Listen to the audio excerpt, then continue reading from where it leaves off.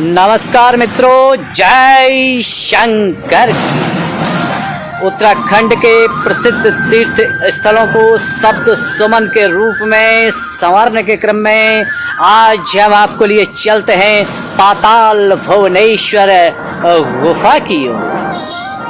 पाताल भुवनेश्वर महिमा का जिक्र पुराणों में भूतल के सबसे पवित्र क्षेत्र के रूप में आता है। भुवनेश्वर का पूजन कर अश्वमेध से 1000 गुना फल प्राप्त होता है। भारत वर्ष के खंडों में जो अनेकों शिवलिंग हैं, वे सब पाताल भुवनेश्वर के समीप विद्यमान हैं। यहाँ के दर्शन केदार से सहस्त्र गुणित और वैद्यनाथ से भी कोटि गुणित फलदायी कहे गए हैं। स्वयं स्कंद पुराण का यह श्लोक इस बात की ओर इशारा करता है। सहस्त्र गुणित पुण्य केदार मुनि सतमः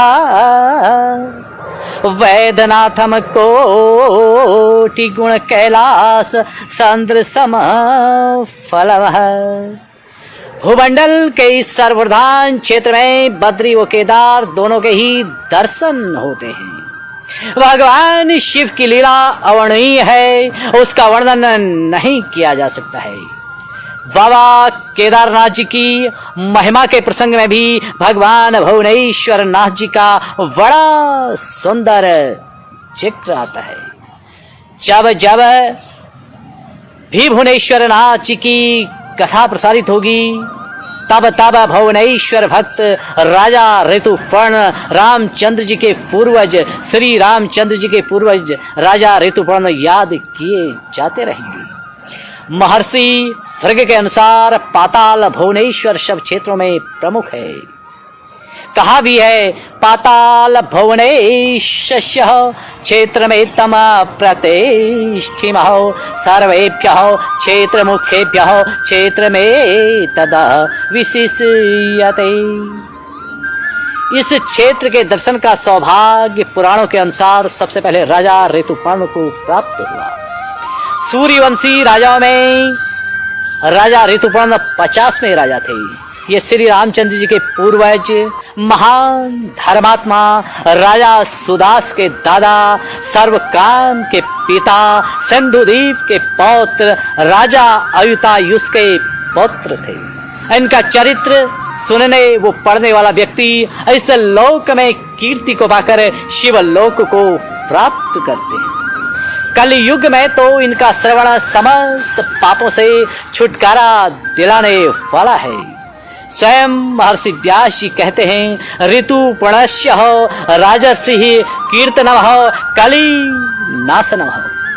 पाताल भुवनेश्वर की कथा के सार में कहा जाता है, भगवान श्री भुवनेश्वर की पूर्ण श्रद्धा भाव से पूजा आराधना करने से बड़े बड़े ऋषि मुनि त्यागी तपस्वी यक्ष गंधर्व तथा देवता गण तो धन्य हुए ही थे।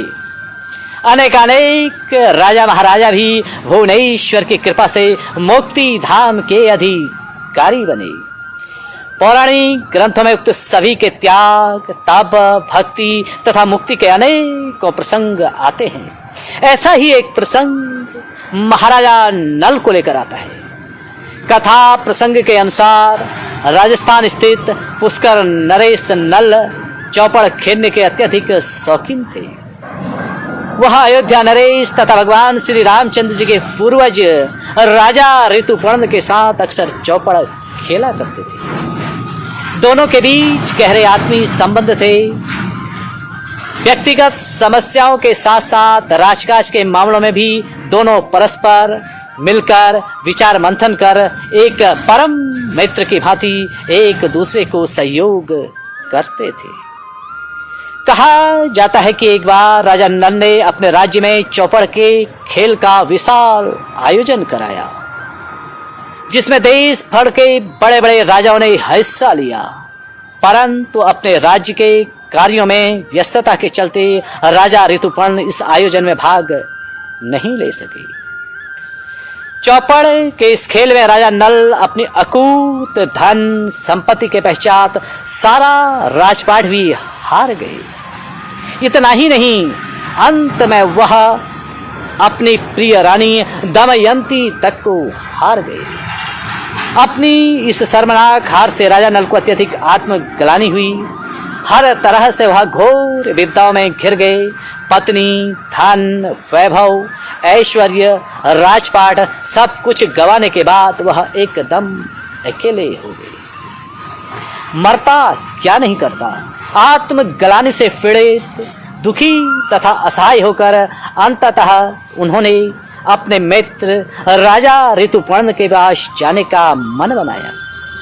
फिर क्या था, वह महाराज ऋतुपर्ण के पास पहुंचे और अपनी व्यथा का वृतांत सुनाते हुए निवेदन किया, हे राजन, मुझे हिमालय के सघन वनों में ले चलिए, जहां मुझे आत्मिक शांति प्राप्त हो सके।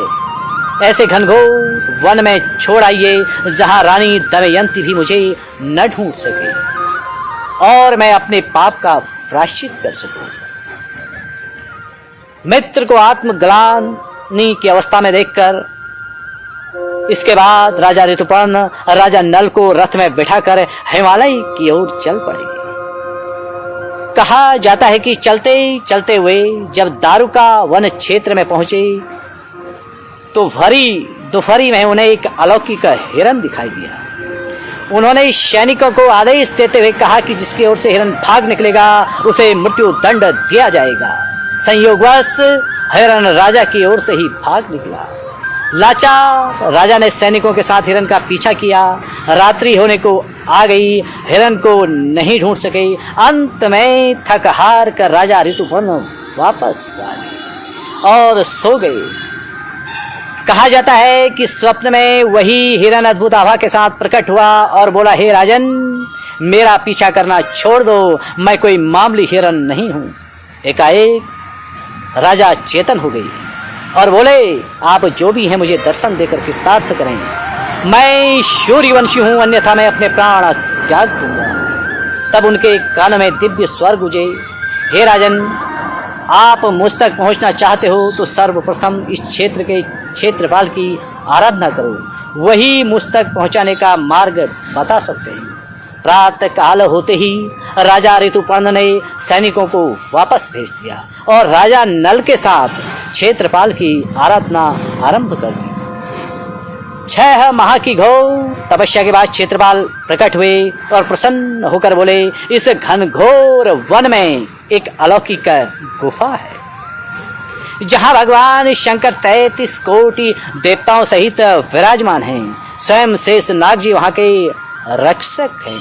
हे राजन, जिस अद्भुत हिरन को आपने देखा वह स्वयं भगवान शंकर थे। मैं आप दोनों को शेष नाग जी तक पहुंचा देता हूं। वह मनुष्य देहधारी को गुफा के भीतर प्रवेश नहीं करने देते हैं। सर्वप्रथम आपको वहां विनय पूर्वक श्री शेषनाग जी से अनुमति लेनी होगी। ऋतुपर्ण के साथ राजा नल ने गुफा के भीतर प्रवेश किया। क्षेत्रपाल जी के सम्मुख पहुंचकर क्षेत्रपाल जी ने शेषनाग जी के सम्मुख पहुंचाकर क्षेत्रपाल जी अंतर्ध्यान हो गए। शिव सेवा में तल्लीन शेषनाग से राजा ऋतुपर्ण व राजा नल ने प्रार्थना की, किंतु शेषनाग जी ने जरा भी ध्यान नहीं दिया। तब दोनों राजाओं ने शेषनाग जी की आराधना करी। कई दिनों तक निराहार निर्जल भक्ति के बाद भगवान शेषनाग जी प्रसन्न हुए और दोनों राजाओं को दिव्य चक्षु प्रदान करने के साथ ही अपने फनों में बैठाकर पूरे पाताल का भ्रमण कराया। चारों धामों सहित चारों युग तथा भगवान भुवनेश्वर के दर्शन कराए और अंत में राजा ऋतुपर्ण को यश कीर्ति युगों युगों तक अमर रहने का वरदान दिया तथा राजा नल को अपार संपत्ति तथा राज्य पुनः वापस मिलने का वरदान देकर विदा किया। शेषनाग जी ने यह भी कहा कि यह रहस्य सदैव गोपनीय रहे, इसके भंग होने की स्थिति में तत्काल तुम्हारी मृत्यु हो जाएगी। दोनों राजा प्रसन्न चित अपने राज्य में चले आए। सच्ची मित्रता के लिए किए गए त्याग से राजा ऋतुपर्ण व राजा नल अपने राज्य को एक कल्याणकारी व खुशहाल राज्य बनाने में मग्न हो गए। दिव्य चक्षुओं से युक्त होने के कारण वह अक्सर चमत्कारी क्रियाकलाप कर दिया करते थे, जो महारानी के लिए अत्यधिक अचंभित करने वाली घटनाएं थी। नित्य प्रति असंभव को संभव कर देने वाली क्रियाओं से रानी इस रहस्य को लेकर हमेशा सोचते रहती थी। इतने लंबे समय तक राजा कहाँ रहे, यह चमत्कारिक सिद्धि इन्होंने कैसे प्राप्त की, यह अकूत धन संपत्ति कहाँ से आई, इस तरह के ना जाने कितने ही प्रश्न उनके मन मस्तिष्क में गौंधते रहते थे। कई बार रानी ने जानने की कोशिश की, परंतु राजा सदैव टालते रहे। राजा ने रानी को सिर्फ इतना ही बताया कि रहस्य उजागर करने की स्थिति में तत्काल मेरी मृत्यु हो जाएगी। रानी इसे एक परिहास समझती रही। एक दिन रानी रहस्य को जानने को बहुत अधिक हठ कर बैठी। अंततः राजा को रानी के समक्ष झुकना ही पड़ा। उन्होंने संपूर्ण वृतांत सुना दिया। इसी के साथ राजा नल के प्राण बढ़ गए। रानी को अपनी जीत पर बड़ा पछतावा हुआ। राजा की अंतिम क्रियादि कर्म के पश्चात वह अपने पुत्र आशुतोष के साथ उस स्थान की खोज में निकल पड़ी। महीनों खोज के बाद आखिर रानी दमयंती श्री पाताल भुवनेश्वर की इस अलौकिक गुफा तक पहुंच गई। देवदार के घने वन में कटीली झाड़ियों से घिरे इस गुफा के भीतर रानी किसी तरह प्रवेश कर गई और यहाँ की दिव्य आभा से आनंदित हो उठी। पाताल के दुर्गम वो दुर्जयी मार्ग होने से रानी यहाँ अधिक समय तक नहीं ठहर सकी और भगवान भुवनेश्वर को कोटि कोटि नमन कर राजधानी वापस लौट आई। रानी ने सारा वृत्तांत वेद व्यास जी को सुनाया, जिसका वर्णन उन्होंने पुराणों में किया। यद्यपि पौराणिक काल के बाद दीर्घ काल तक यह स्थान गोपनीय रहा, पुराणों के गहन अध्ययन के पश्चात आदि जगत गुरु श्री शंकराचार्य जी ने इस गुफा को खोजा और यहाँ विद्यमान शिव शक्ति को तावे से नवाजकर केलित किया। कालांतर में चंद राजवंश के राजा लक्ष्मी चंद ने इस गुफा का महिमा गान कर आम लोगों में प्रसिद्धि दिलाई। शंकराचार्य जी द्वारा बनाई गई एक ठोस व्यवस्था के अनुरूप इस पवित्र गुफा में पूजन हवन यज्ञादि धार्मिक अनुष्ठान होने लगे तथा आध्यात्म पथ के अनुरागी यहाँ भुवनेश्वर के दर्शन कर स्वयं का जीवन सार्थक करते आए हैं। यह पुनीत परंपरा आज भी चली आ रही है। कहा जाता है कि आदि शक्ति भगवती काली तथा देवाधिदेव महादेव की प्रेरणा व कृपा से ही भुवनेश्वर के दर्शन का सौभाग्य मनुष्य को प्राप्त होता है। पाताल भुवनेश्वर की इसी गुफा में राजा ऋतुपर्ण ने केदारनाथ जी के भी दर्शन किए थे। इस गुफा के भीतर पंचबद्री पंच केदार सहित ब्रह्मांड में स्थित अनंत कोटि तीर्थों के दर्शन होते हैं। अयोध्या के राजा ऋतुपर्ण एक ऐसे सौभाग्यशाली राजा हुए जिन्हें पाताल भुवनेश्वर के भीतर केदार मंडल के दर्शन हुए। शेष नाग जी की कृपा से केदार मंडल के पाताल भुवनेश्वर में दर्शन कर राजा ऋतुपर्ण कृतार्थ हुए थे। इस विषय में स्कंद पुराण में कहा गया है, पुराण पुरुषम वैष्णु प्रणभ्यम स पुनः पुनः शेष नागागुनो राजा यमो केदार मंडलम। यहाँ उन्होंने केदारनाथ के पास भक्त राजा केदार के भी दर्शन किए। संपूज्य तत्र केदार हो। पाताल भुवनेश्वर महात्म्य में केदार मंडल का जिक्र बड़े ही श्रद्धा भाव से आता है। पाताल भुवनेश्वर महिमा का जिक्र पुराणों में सबसे प्रसिद्ध पवित्र भूतल के रूप में है।